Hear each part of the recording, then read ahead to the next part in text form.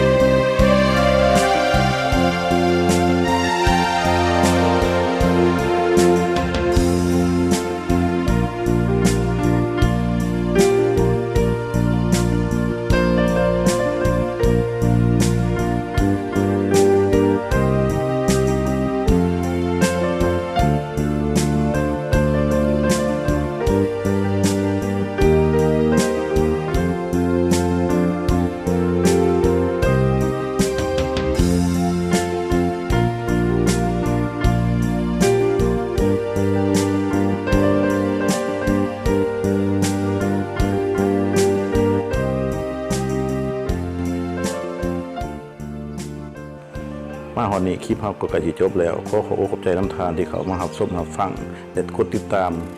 กดกระดิ่งแจ้งเตือนนำข้าพเจ้าด้วยขอขอบใจหลายๆเนาะ